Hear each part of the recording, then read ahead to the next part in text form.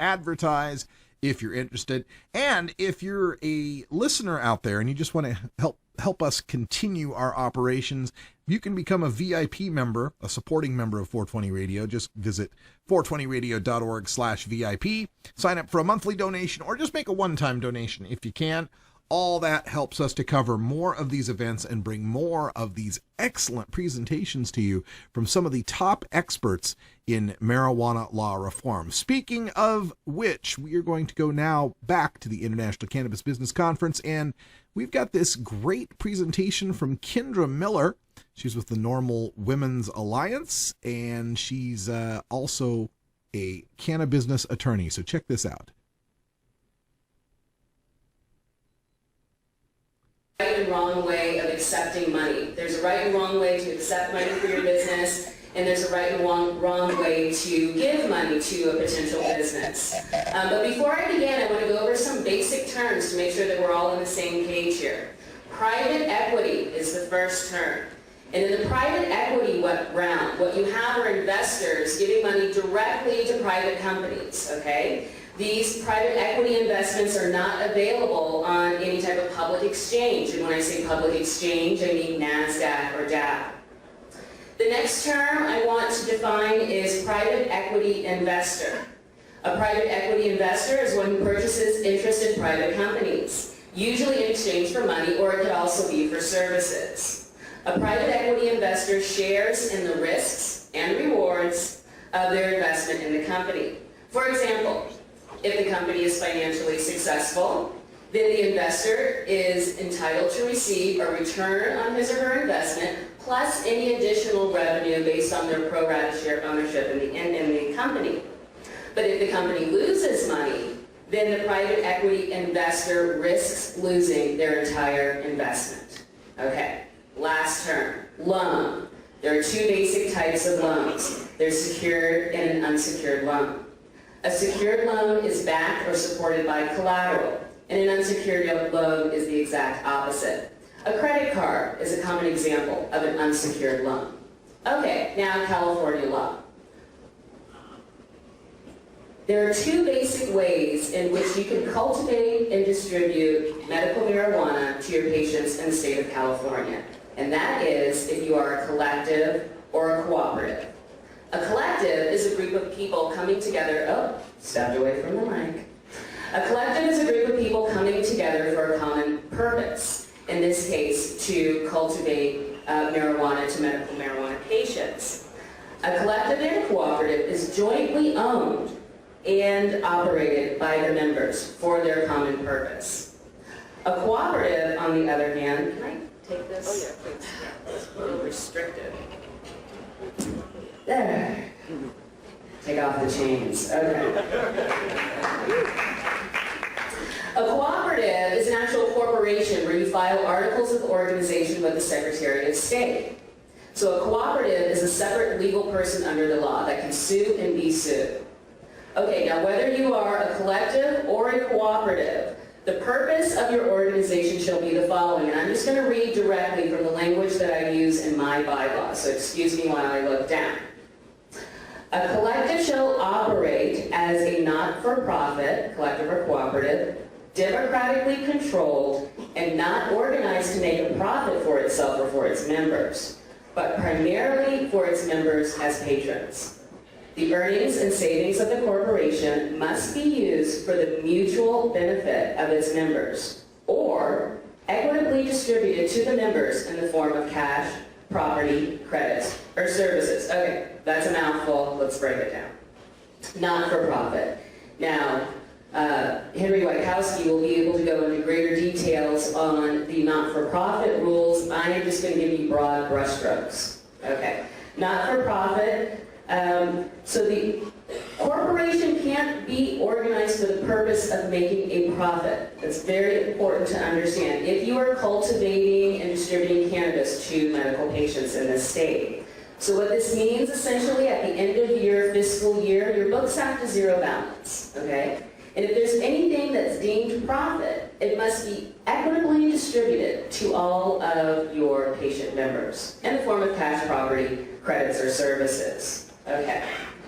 So, Now that we know we're in California and we have a medical marijuana business, we have to either be a collective or a cooperative. The question becomes, Kendra, how do I finance my business? How do I get money to continue or grow or expand my business activities? Well, the first option is a loan.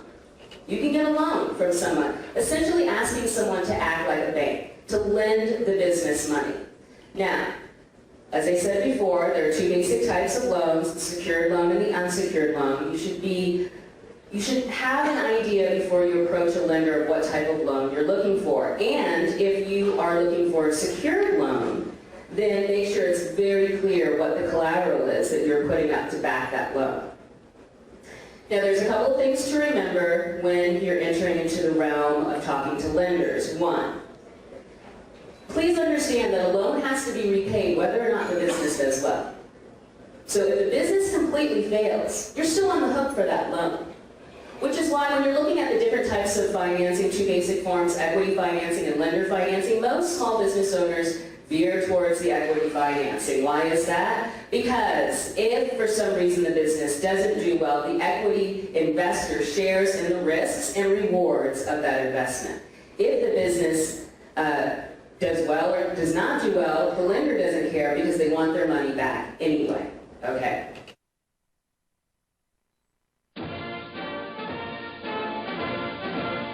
And now, a message from former President George W. Bush to remind the American people of our responsibility in our nation's war on certain American citizens, non-pharmaceutical, non-alcoholic, tobacco-free drugs. One major responsibility is to encourage people to use less drugs. That's right, America, use less drugs. Put down the Prozac, the Vioxx, and the Levitra, and turn to the herb.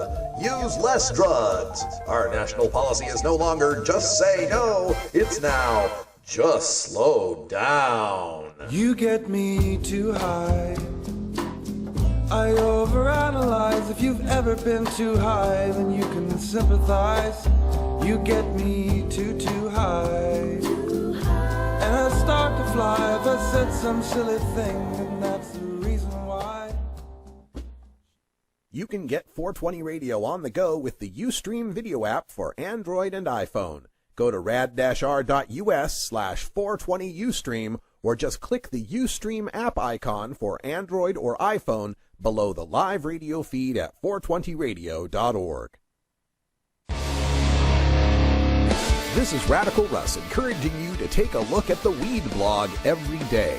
Johnny Green and the staff at the Weed Blog are on top of all the latest developments in the fight to end marijuana prohibition nationwide.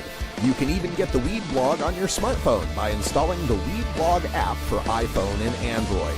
If it's about weed, it's on the Weed Blog, including my original writing. So don't delay. Read the Weed Blog today. Fun.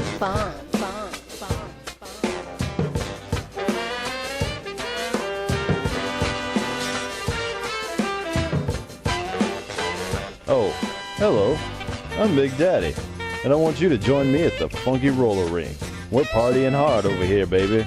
So stop on by, check out the funky grooves, and shake your booty too. Don't get in too deep, brother. Don't get in too heavy. Don't get so you can move about whenever you get ready. Oregon has joined Washington and Colorado in legalizing marijuana. We're Portland NORML, the national organization for the reform of marijuana laws chapter in Portland, Oregon. Join us as we celebrate the launch of an exciting new era in marijuana freedom in Oregon. Our job has just begun. Powerful interests want to white out the most important portions of Oregon's legalization law. By joining Portland NORML, you add your voice to the thousands who voted for Measure 91 and want it to be implemented as written. The people have spoken. Now it is time for the legislature to obey the will of the people. Find out more about Portland NORML at portlandnormal.org. Attend our monthly membership meetings on the fourth Saturday of the month. See our website for more details. Portland NORML, ensuring responsible adult marijuana consumers are afforded the same rights, privileges, and responsibilities as beer drinkers.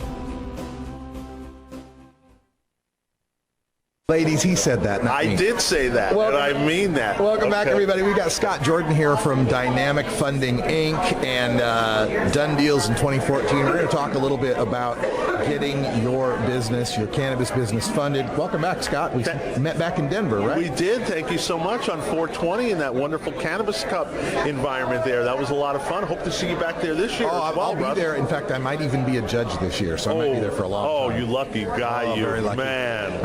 The perks of the job, I got. Oh, God. Now, when we first met, you were just getting cranked up with this, and now you've got some better information to tell us. So let's get into it. Great. What's new for 2015?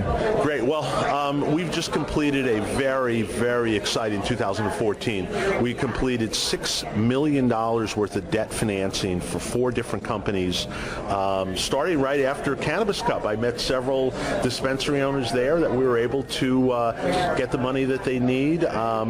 Several of them are under non-disclosure, but probably the largest one we've done is we did a $2 million semi-secured loan with a 1-year term for a dispensary owner that went from 4 shops to 8 shops and then got 4 licenses in Aurora, needed additional money.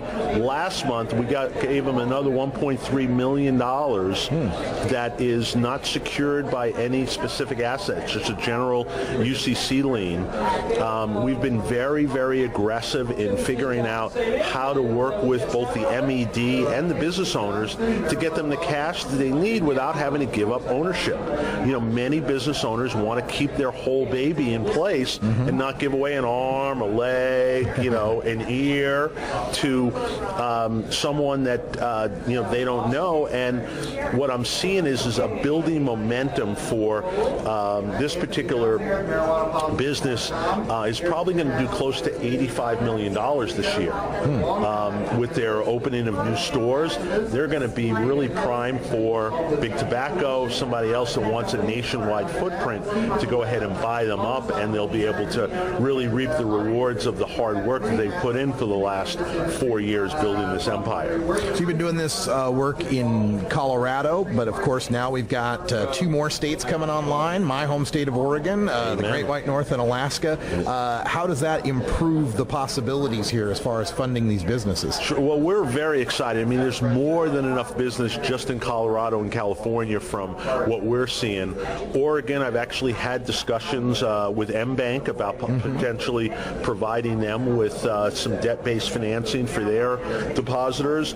We're also talking to Fourth Corner Credit Union and some of the other banks and other financial institutions as a way to help their customers maintain the deposits and grow the deposits, because every business needs money in order to grow. There's not a business that doesn't need money, and smart businesses use leverage, like the Trump organization did. He didn't buy buildings for cash. He went ahead and put down some and then leveraged the rest and used his expertise in order to make money. We want to provide debt-based financing for marijuana businesses and other businesses, but we particularly want to help those that don't have a lot of choices right now grow up in the industry. Everyone's looking for big numbers when it comes to financing their business, but the other thing you have to worry about are the big letters. There's FinCEN, FDIC, SEC. What are the regulatory hurdles, and how are you clearing these and getting this financing going? What we're doing, that's a great question. We are in compliance with the MED in Colorado in terms of extending loans to Colorado businesses. We figured out how to work through their complex system of getting debt-based deals done. We're not doing anything afoul of the laws. What we're doing is we're simply finding people that need money, connecting them up with either ourselves or one of our syndication partners to lend money, and then giving them the money and then taking the repayment. We're not taking in money, so we don't have to worry about money laundering or any of the other things that people that are ingesting money. We're simply outflowing money and then allowing that money to come back to us. Wow, this is really amazing. Scott Jordan's with Dynamic Funding Incorporated, working to get funding for these businesses as they break out from this small mom and pop size to statewide organizations. And as you say, the future that's coming, which is the national footprint. It may take a while, as long as marijuana is federally prohibited. It might be a while before Altria wants to jump in the waters. But what's your prediction on that? What do you see this going, and how soon before the big national players get involved? You know, that's a great question. I've been part of 3 revolutions in my life. The long-distance telecom revolution in 1980, I was with MCI. I was with a company called ICG that was a competitive local exchange carrier when they were breaking down the Bell systems. And then I also was with a company that did voice over the internet before people could spell VoIP. VoIP. That's my entire radio career is dedicated, because, I mean, I couldn't do my interviews without VoIP. Exactly. VoIP has been an amazing revolutionary technology. I used to have to pack bag after bag after bag just to do what I did. Pay a lot of money to plug into a local signal and try to get it broadcast. Yeah, it's amazing what technology has done, and the same thing is going to happen with the cannabis industry. I feel we're about 3 to 4 years early, of course, depending on who gets elected to the next presidency. You know, that'll determine a lot of it. Hopefully it'll be someone that's along the lines of Obama, that's, cannabis supportive. Or at least not cannabis.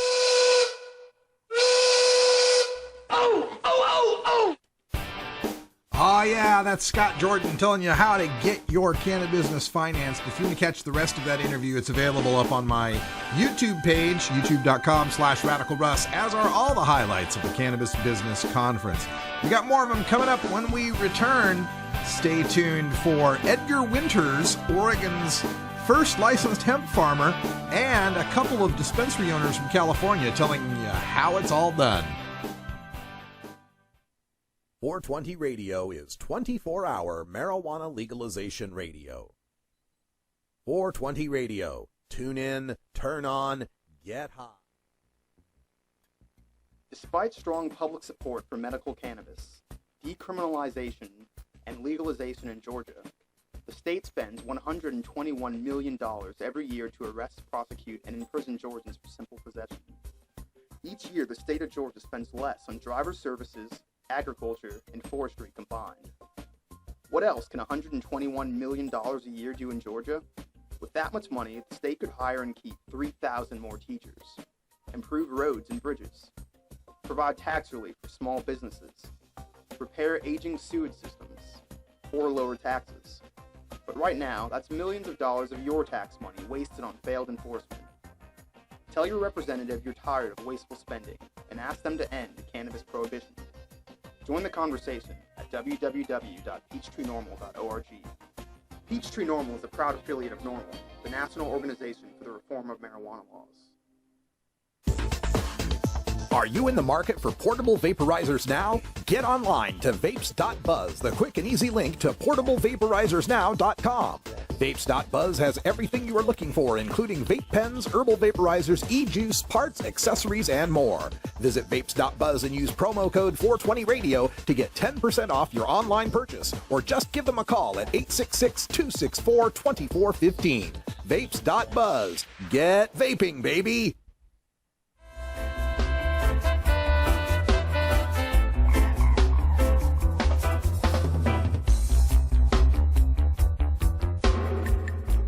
Everyone knows music and marijuana go together, so let's wind up our 20 after break with the Russ Belville Show's Daily Toker Tunes, the best in pod-safe 420 music from around the web. Today is Irie Wednesday, featuring reggae, ska, and other world music genres. Now, sit back and enjoy your Daily Toker Tunes. Welcome back, everyone. Almost 23 after the hour, and I really wanted to have some Rocker T music for you today for Irie Wednesday. Rocker T was one of the performers at the after party of the International Cannabis Business Conference, and every time I set up to get some recording of him, he was going about, a minute or so into it, and then a fuse would blow out and kill all the music. So it happened once, and then I said, all right, well, I'll mingle about the party and catch him later.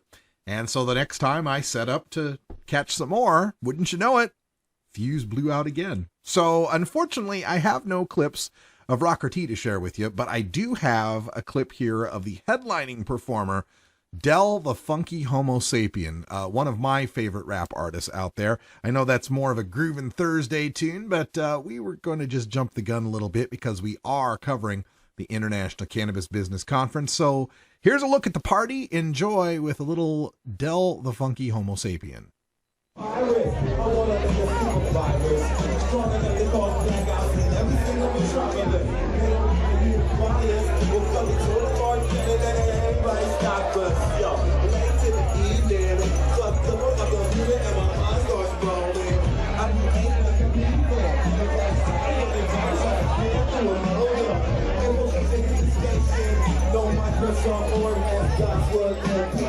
Society thinks the safe when bingo hard try crashes from the red day. A lot of hackers tried viruses before, and they were writing tests like someone's white out. I want it where fire replication is a chore. Lights out, shut down entire White House. I don't want just a bug that can be corrected. I'm erecting immaculate design. I break the nation down section by section, even to the greatest minds. It's impossible to find. I want to devise a virus to bring time straight to your environment. I push a corporation with a mouth touch. Trash your whole computer system and reverse it to papyrus. I want to devise a virus to bring time straight to your environment. I push a corporation with a mouth touch. Trash your whole computer system and reverse it to papyrus. And then here say go, say go, say go, say get it, say get it, say right now, say right now. All right, until I just let the groove melt, okay? All right, appreciate it.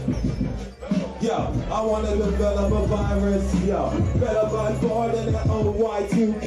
It's 3030, the time of global unification. Break right through, babe. Generals, kill them all. Slides to silicon. Corrupt politicians with leaders and their keywords. FBI and spies stealing bombs. Protect their plans in the face against the fever. Everybody with the scores that you can't get. Even space stations are having a hard time. Peacekeepers seek to take our manhood, which results in the form of global apartheid. Ghettos and trash dumps with gas pumps exploding in burnt towns just before the Great Union. The last bumps swung around like mass bumps. Ready to manipulate the database of breakthrough when human rights come in 100th place.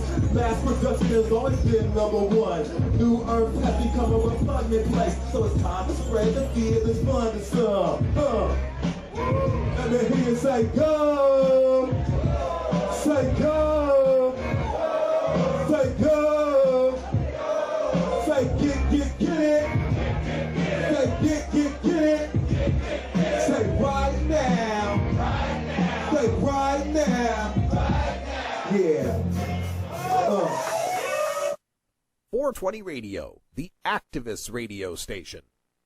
The law offices of Omar Figueroa would like to remind you to stand up for your rights. If you are detained or arrested, treat law enforcement with respect and stand up for your rights by repeating, I respectfully invoke all of my legal and constitutional rights. I do not consent to any search and seizure. I want to remain silent, and I want to speak with my attorney. Please contact the law offices of Omar Figueroa at 415-489-0420 or 707-829-0215 or on the web at omarfigueroa.com. I like it like that. Well, I don't know what you came to do, but what we came to keep the funk alive. That's right, baby. We're keeping the funk alive right here at Big Daddy Fink's Funky Roller Ring, your groovy home of soul, funk, and disco. So join me, Big Daddy, every Thursday night at 11 Eastern, 8 Pacific at the Funky Roller Ring, where every night is Saturday night. Growing plants indoors can be a rewarding hobby, but electricity bills can go through the roof. Then you have to cool down all those big hot lights. It can drive a grower insane. With Lush LED lighting, you can solve many of these issues and double your rewards. Matt and his scientists have developed the perfect light for flowering plants with far less cost and heat. And the results? Very effective. Check out lushledlighting.com right now and tell them Radical Russ sent you.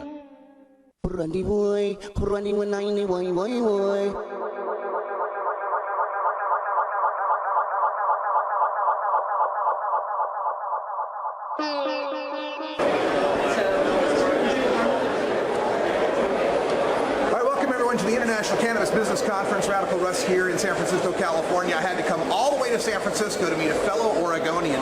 This is Edgar Winters, and he is Oregon's first licensed industrial hemp farmer. How does it feel? It feels pretty good. It really does. I just covered this story a second ago.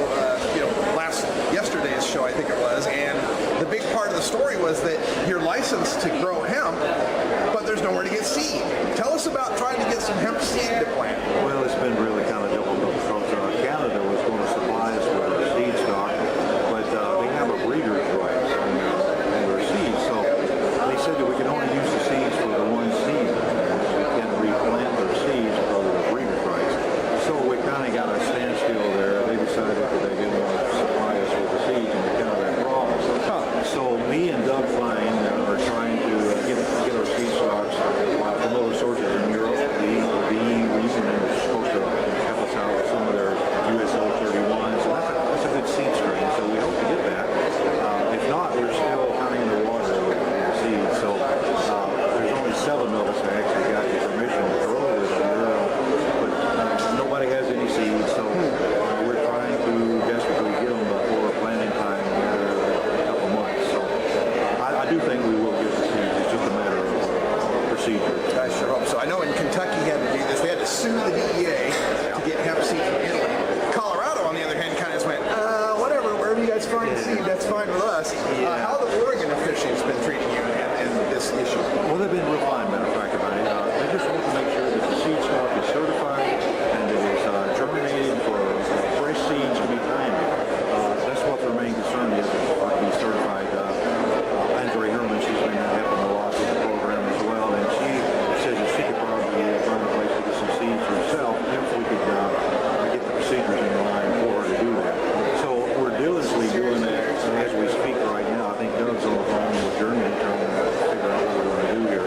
But I do feel we will get the seeds. It's just a matter of time. Let's see, now, how many acres do you plan on planting, and for what purpose are they harvested? Fiber, seed oil, etc.? Okay, I have been awarded 25 acres. I'm growing 25 acres in Oregon, and I'm actually the largest farm in the state to be growing industrial hemp. And I'm going to be growing for fiber and seeds. I build industrial hemp homes on herds, so I need the herds for some part of the fiber to do that. And also my wife's in the textile business, so we use the fiber for textiles. And then I was hoping to be growing for seed stock for food, but in Oregon, we didn't pass that law for food. Oh. And that was a big mistake. So we get for fiber and for oil, but not hemp seed food, which is hemp hearts. Yeah, hemp hearts. Yeah. It has omega-3, 6s, and 9s, and there are no fish on earth that can give you those type of omegas. So they're going to go back. They're actually in session right now, and they're going to try to change that law and also change it for growing for seed stock for oil. So I hope that comes out. Well, here he is, Oregon's first hemp farmer. We'll check in with you after you've got the seeds planted and start doing the harvest. Thanks so much for joining us. Thank you so much. And have a great conference. Thank you so much. Nice to meet you. Hey, thanks. I appreciate it. Everybody hear me okay? Yeah. I don't think it goes any higher than what you heard. Okay. I did start my first dispensary in California in 2005. There was a time when California was a leader in this industry, which we are no longer. And part of the reason for that is because of what's happened since we started doing this is we haven't really gotten with the program. When I started in 2005, my first dispensary was not licensed by the city or the county that I operated in because there was no licensing permit process at that time. Not too many cities in the state had one at that time. So the question was always, how long is this going to go on? Am I going to get busted? Can I work with the cities and the counties to move this forward and to continue growing the process that had started with Prop 215 in 1996? I worked with the city of Clear Lake and the county of Clear Lake, trying to get the county of Lake, actually, trying to get them to come up with dispensary ordinances, cultivation ordinances, and such things for the 3 years that I worked in that dispensary in Clear Lake. After 3 years of working in Clear Lake, I got an opportunity to open up another dispensary with another group in Santa Rosa called the Snow Patient Group. At that time, I left the Compassion Center in Lake County and started Snow Patient Group with a couple of new partners, and we got a license. The city had just recently passed an ordinance where you could get a dispensary permit in Santa Rosa. They issued 2 permits. And the group that I worked with got one of those very first permits. We've had it ever since. And it was a lot different process than when you do the unregulated process. It's certainly a lot more of a comfortable feeling when you know that it's regulated, you know what the expectations are, and you know what it is that you're supposed to do. The drawback to the regulation that we had in Santa Rosa was that it was very restrictive. Several years later, come forward, a lot of places in California have regulated medical marijuana dispensaries, cities and counties. Santa Rosa had the most restrictive that I've ever heard of or read about in Santa Rosa or in California or anywhere else for that matter. Our hands were tied with a lot of things that we didn't like about patient limits, what days you could be open, what days you had to be closed, what hours you had to be open, and that sort of thing. And so it took working within the confines of that regulation to try and get it changed. But we had a regulation. We didn't say, well, this doesn't work for us, we're not going to do it. We take what we can get, we take what we fight for, and we try to change it. And that's where we're at now in California. We're not the leader in the industry anymore. We will be, again, the leader in this industry if we can ever get our act together and come up with some really good regulation. So we heard a lot of good speakers earlier today and yesterday talking about regulations.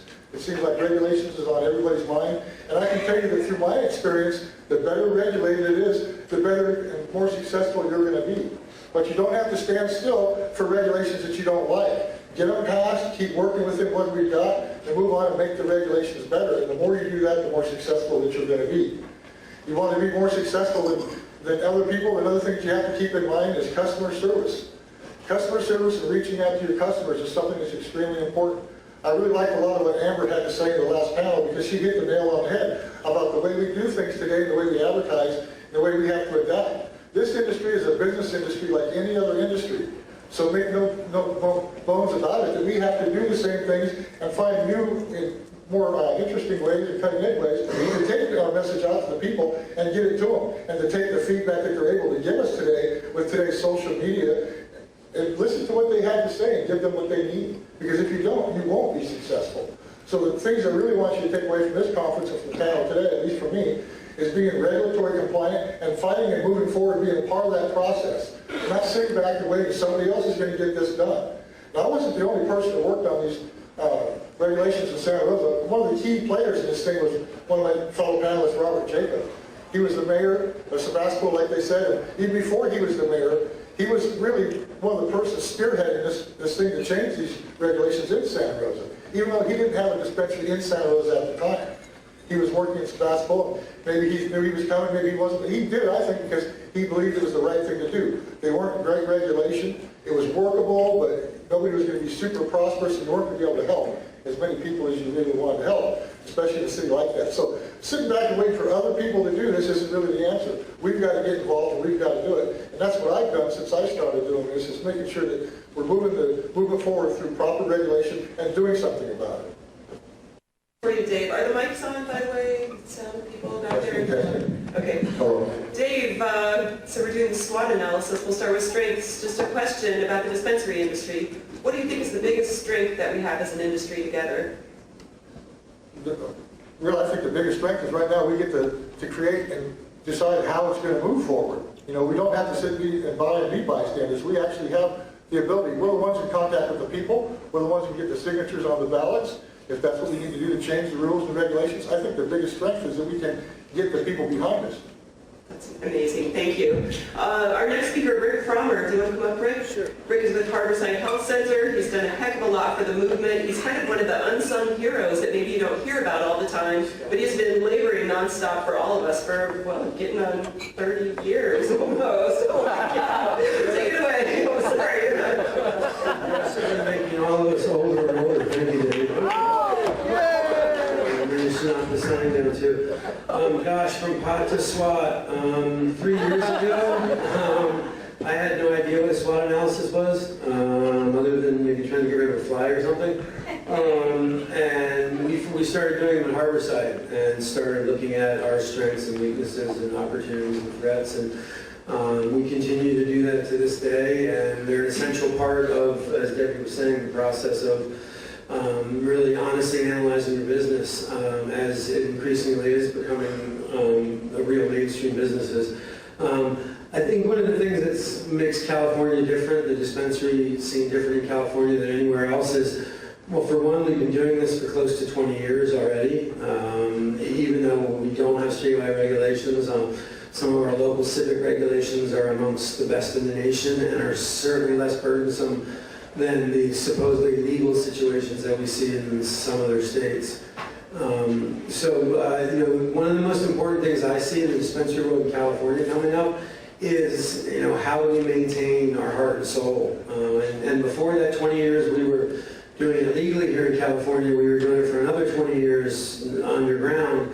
So California, unlike any other place, has got close to a 40-year infrastructure of cannabis production, consumption, distribution, et cetera, et cetera. There's thousands of heritage farmers from up and down the state who are multi-generational at this point, whose entire livelihood, as well as the livelihood of all those small towns that they live in, completely depends on cannabis. So I think one of the big challenges for the dispensaries is, how do we continue to form partnerships with these people? How do we represent them in the legislative process that's happening as we talk in Sacramento? How do they get represented during the initiative process? It's very easy to talk about coming in as they did in other states, and I really don't mean to pick on. I have infinite respect for Colorado and Washington for being first. Should have been us, but they beat us to the punch. But building 600, 800 light grows and using that kind of electrical draw in order to provide cannabis when you have abundant sunshine. Unfortunately, Colorado, you are seeing shifting to greenhouse production finally to some extent, but there's still literally multi-hundred lighters being set up there on a basis. They also wrote their law to limit outside investment, to not make anybody from another state a principal, basically meaning they were allowed to build up a monopoly over the last couple of years. And those folks are strongly moving into California at this point. There's deals on the table that they're already doing. There's other ones being talked about. And certainly, this is America. We all have a right to do business and to do the things. But we've already built a really good model for dispensaries here. It wasn't in California that you heard about people overdosing on edibles or edibles being mislabeled. You don't hear a lot of, we've certainly had some issues with BHO hash production. And so in a more regulated model, that can also be safely produced. But, I see the biggest threat, if we're doing the SWOT analysis at this point of the medical cannabis industry in California, is, how do we maintain that heart and soul? There's a fantastic documentary that I just got to see the other day. It was about Dennis Peron's first. Everybody put their hands up in the audience and knows who Dennis Peron is. That's pretty good. It should have been every hand in the room, but that's pretty good. There's a piece that this guy did about 10 years ago called The First U.S. Pot Club that's all about Dennis Peron's Market Street Club, that for any of you that had a chance to experience it, was a beautiful moment in time. They had two different floors.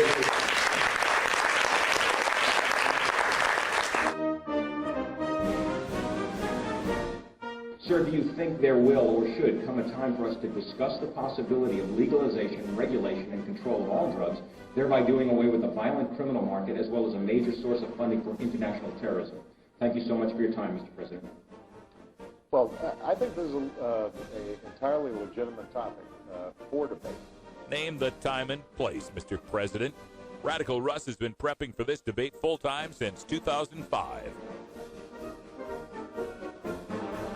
The Russ Belville Show.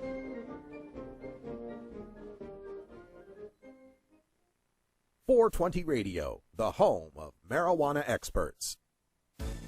At Herbie's Cannabis Seeds, we pride ourselves on bringing you the best quality seeds from the world's most respected cannabis seed producers, all at the lowest online prices. You can find Herbie's Seeds at herbiesheadshop.com. All cannabis seeds are sold as souvenirs and as a means of preserving cannabis genetics. Herbie's Seeds in no way intends to condone, promote, or incite the use of illegal or controlled substances. We strongly urge all prospective customers to check their national laws prior to placing an order. Herbie's Seeds at herbiesheadshop.com. Proud sponsors of the Russ Belville Show and 420 Radio.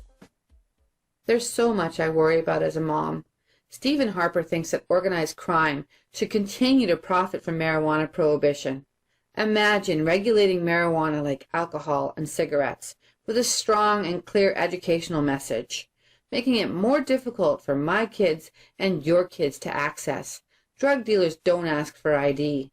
Stephen Harper does not have the kind of judgment we need to protect our children, authorized by the Normal Women's Alliance of Canada.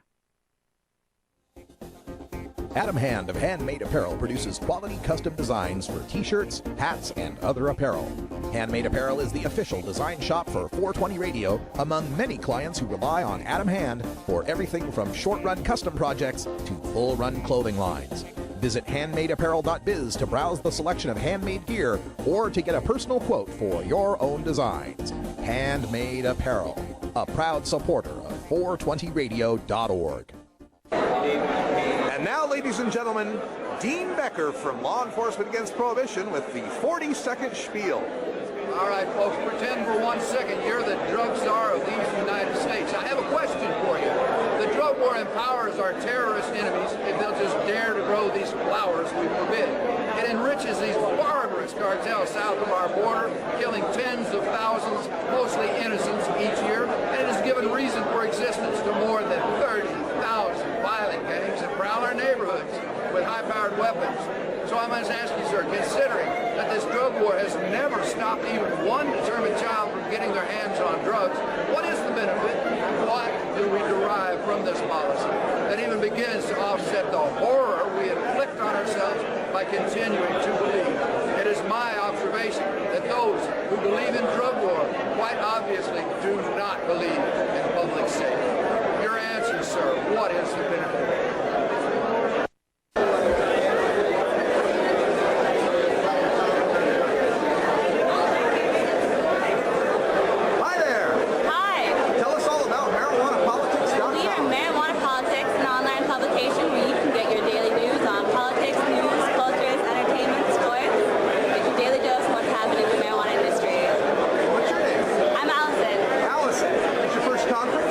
Second conference. What was the first? Portland conference.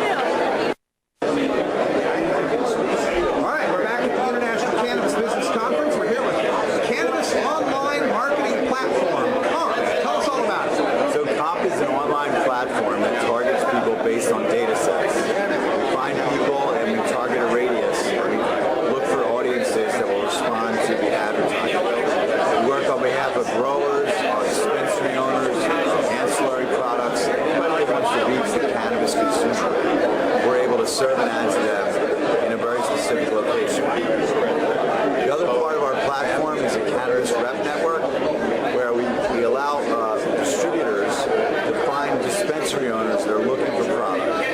We hire independent salespeople to go through dispensaries in different states and show them a book of products. It's allowing for a distribution model that doesn't exist in the market today to really find the outlet. So these really good growers, people that have great equipment, they can get their products distributed across different states, hundreds of stores at a low cost per store. That's fantastic. If people want more info, what's the online contact? CannabisOnlineMarketingPlatform.com. We have a contact form. Feel free to visit our site, send us a note. We'll be happy to follow up and talk about your needs. All right, thank you so much. All right.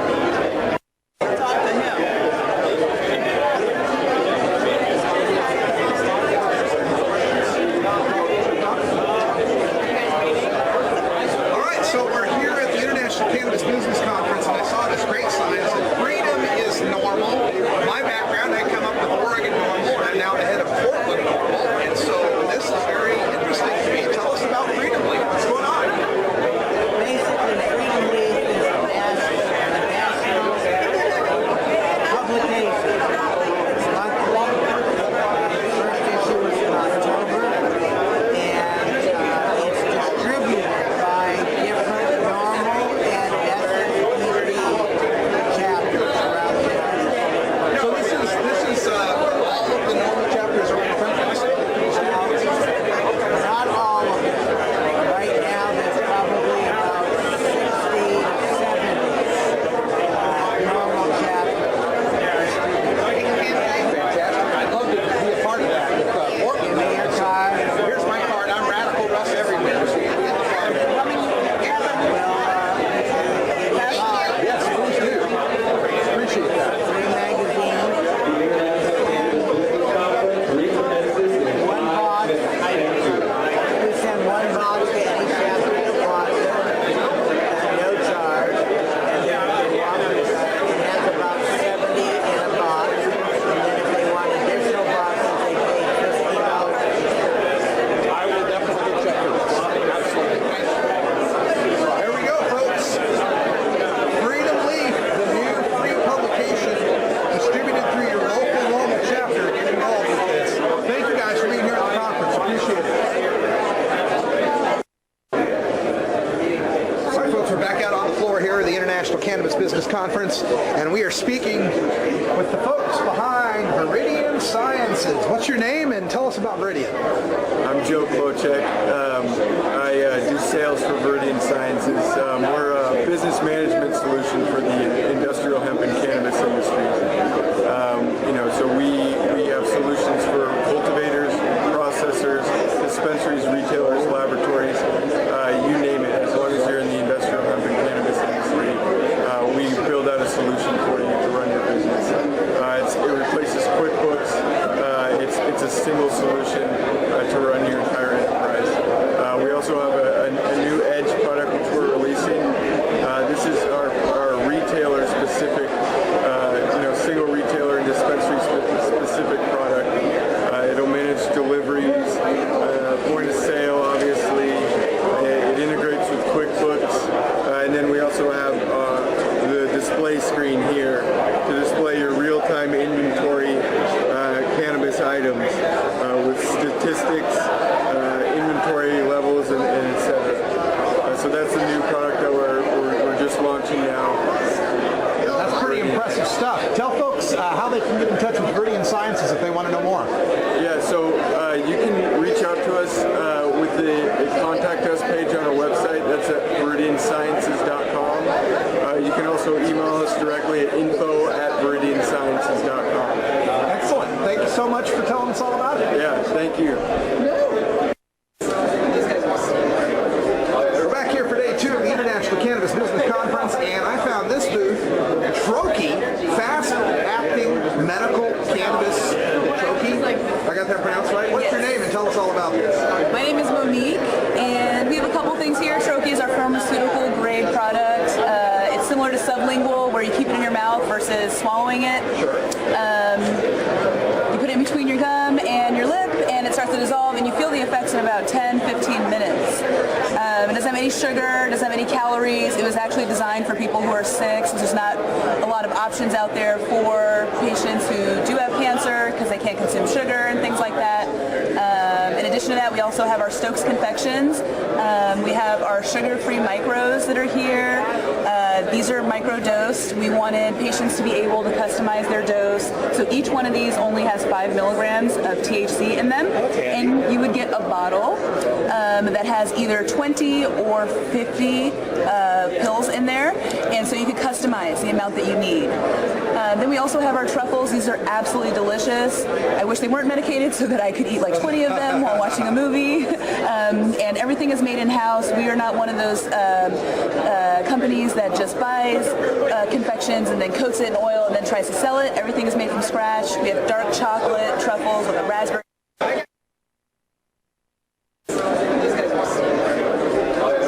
And the problems we've had as legalizations rolled out is newbies that get into some edibles. Exactly. Tripping and hallucinating, or they're medicated for 3 days. Makes it a bad experience that kind of passes off to other people that are inexperienced. Exactly. So tell people how they can find out more about your company and to learn if they want to distribute these items. Yeah, so Stokes Confections, you can go to getstokes.com.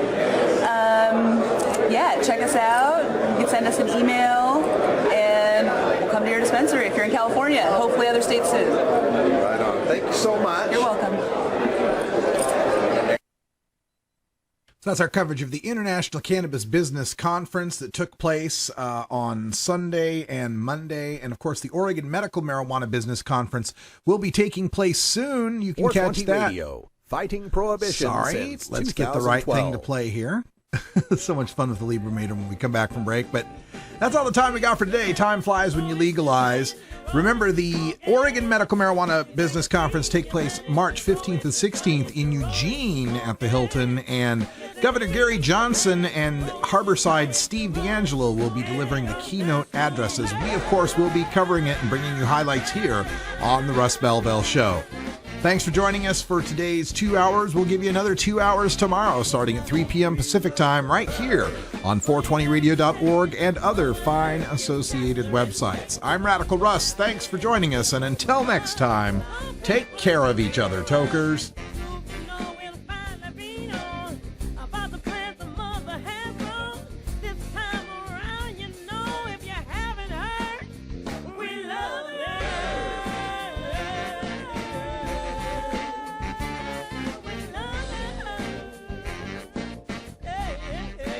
This is the Russ Belville Show. The Russ Belville Show is blogging and podcasting daily at radicalruss.com. You take a seed, you plant it, you grow it, you dry it, you roll it, you smoke it. You take a seed, you plant it, you